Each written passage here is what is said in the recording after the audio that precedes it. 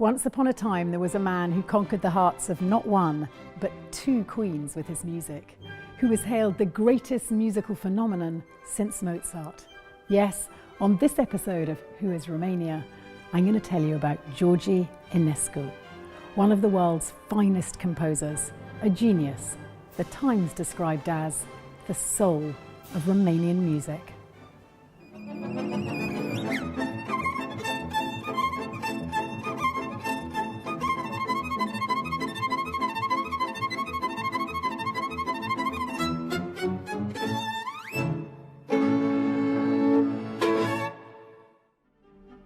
His life story reads like a novel.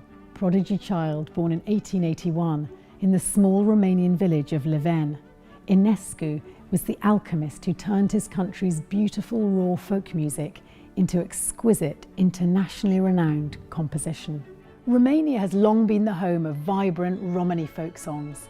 Imagine it, floating in the air around Enescu's local home, rich, untamed. By the age of 3 at a fair, Enescu had been captivated by the Roma and their songs. A year later, like them, he was playing the violin by ear, and by the age of 5, writing his first musical composition.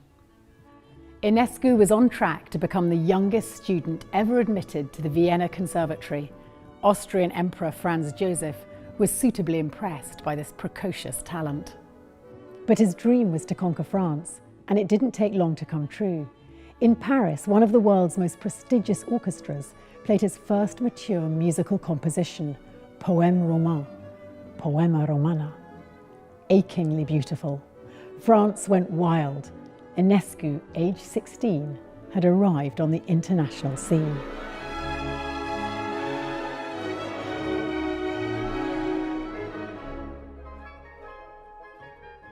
Back home, Romania was quick to pounce on this national asset, especially their royal family. Poet Queen Elizabeth took him under her wing. He was a regular in her artistic salons, where she cast her eccentric eye across a room chock full of young talent. The First World War saw his stock rise again.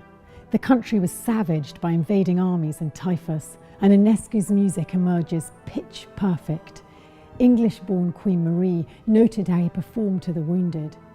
She wrote, "He played divinely. It was hardly bearable." Enescu shared his music like medicine.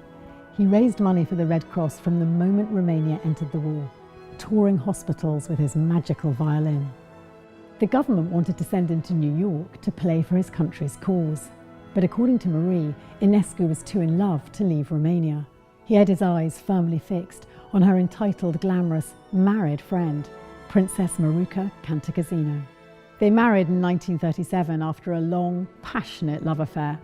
The relationship was never plain sailing, but Maruca proved a phenomenal muse for the man whose music put Romania on the map. His best work he'd begun way back in 1910. Set to a French libretto by Edmund Flegg, Enescu's only opera, Oedipus, didn't have its world premiere until 1936 in Paris, when a 20th century masterpiece had been born. It's subsequently been staged all over the world, including the Royal Opera House in London. It's unique, covering the entirety of Oedipus's life from birth to death.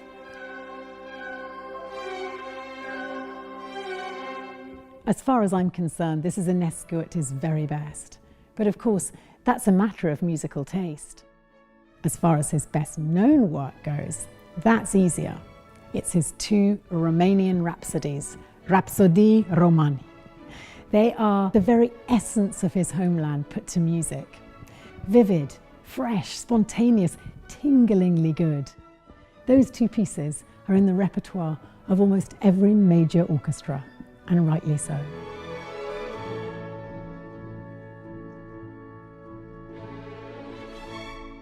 Of course, for the great man himself, they were just a few tunes thrown together without thinking.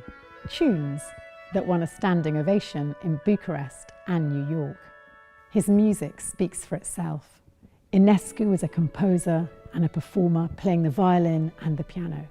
But as well as that, he was also a brilliant teacher and mentor. American-born Yehudi Menuhin, the 20th century's most famous violinist, described Enescu as the most extraordinary human being and the absolute by which he judged all others.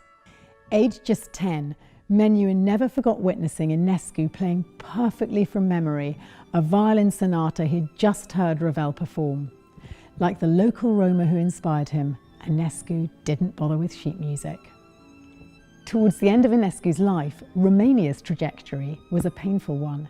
In old age, he ended up abandoning Soviet-occupied Romania, moving to Paris, where, crippled with back pain, in a room that was just big enough for a bed and a piano, he died in 1955, aged 73.